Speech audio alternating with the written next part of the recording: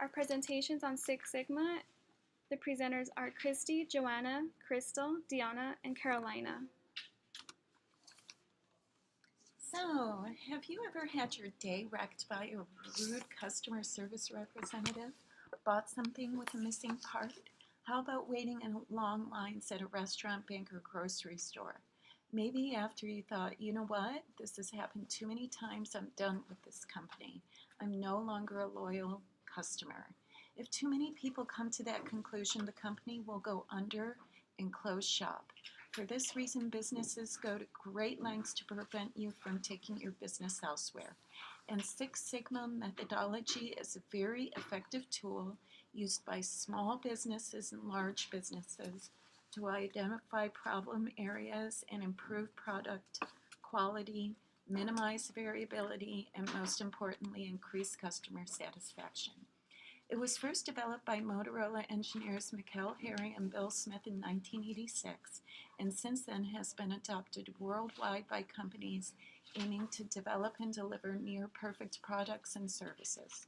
Speaking of perfect, there are many facets to Six Sigma, but the core aim is to reduce errors to 3.4 per million, as illustrated to the image on your right. So basically, Six Sigma gives a goal-oriented process and framework for a business to operate at near perfection. On the other hand, Lean Six Sigma focuses on reducing waste. In lean manufacturing, the goal is to use the correct concept, tool, technique to improve quality, cost, and delivery in a waste-free environment. The difference between Lean Six Sigma and Six Sigma: Lean Six Sigma focuses in reducing waste, increasing speed, process, and reduces flow time. In Six Sigma, it reduces variation, focuses on the problem, improves quality, and contains uniform process output. Both Lean Six Sigma and Six Sigma both help meet customer expectations, employee and partnership growth, improves profitability, and has greater flexibility. For the article Six Sigma Methods and Formulas for Successful Quality Management, as an application of statistical formulas and methods, Six Sigma helps eliminate defects and variation in products or process. A company can be running at Six Sigma level when there are only 3.4 defects per million opportunities. This is implemented in 5 phases: the define, measure, analyze, improve, and control. In this chart, it simplifies the flow of Six Sigma. It starts on defining the problem. What is the problem? Measurement of the problem. How big is the problem? Analyze the problem. What are the root causes of the problem? Improvement of the problem. How can we improve the problem? And control. How do we measure and control our improvement? Then it goes to the results.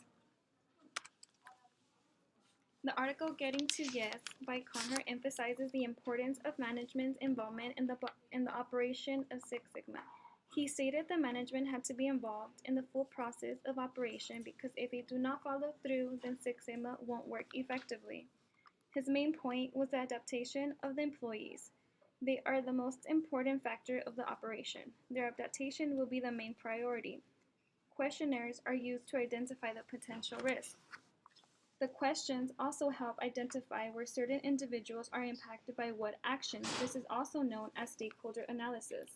When the employees are comfortable and ready to adapt to the new operation of Six Sigma, the changes will be effective to make the mission possible.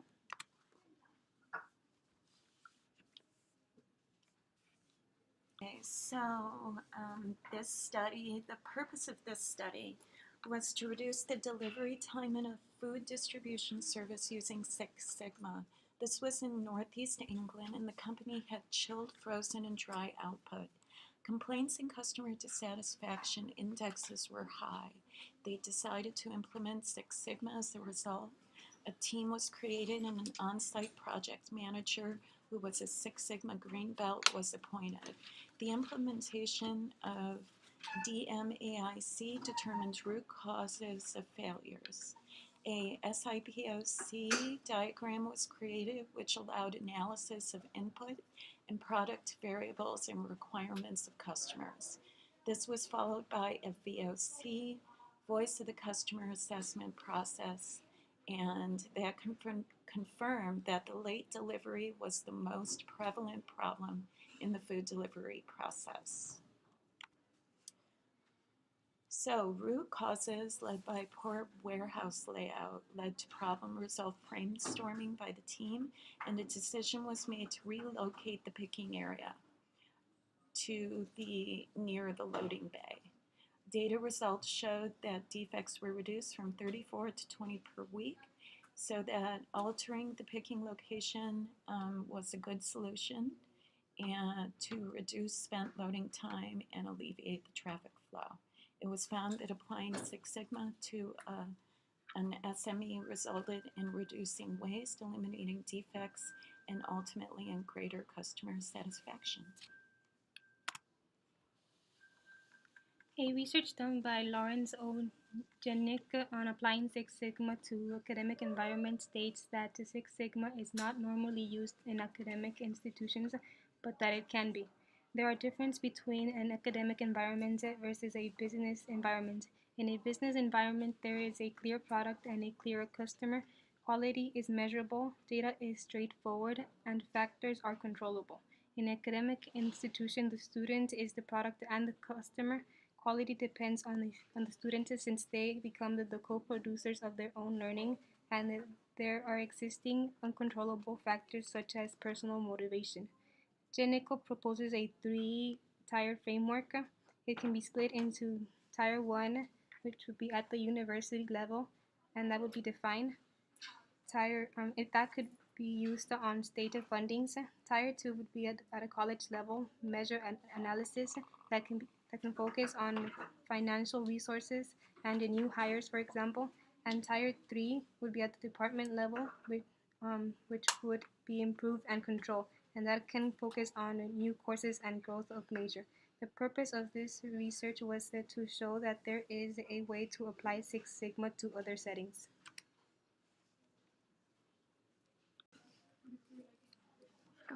I'm going to be talking about Six Sigma in healthcare delivery. In addition, as healthcare broadens, patient safety and healthcare quality also rises. A report released by the Institute of Medicine in November 1999, about 98% patients die because of medical errors in hospital each year.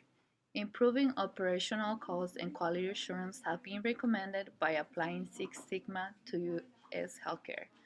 Six Sigma is known as effective strategy in establishing competitive advantages and long-term goals. It offers time, cost savings, revenue enhancements, outcome, and critical to quality for internal and external customers. The article focuses on the review and assessment of Six Sigma in healthcare quality. This includes application, process changes, outcomes, including process metrics, costs, and revenue improvements. In this study, as a result, 67% were reported improvement in the key process metrics at Six Sigma, Lean Six Sigma study. The study conclusion, only 90% reported sustained improvement, only 28% reported cost savings, and 8% provided revenue enhancement. This might also be due to Six Sigma not being used to its full potential in healthcare. So future applications should place emphasis on obtaining improvements that lead to significant and sustainable value. In conclusion, Six Sigma can have a dramatic input upon function, output, and ultimately consumer acceptance. Six Sigma techniques are used in a variety of industries around the world, including but not limited to food service, healthcare, and manufacturing organizations.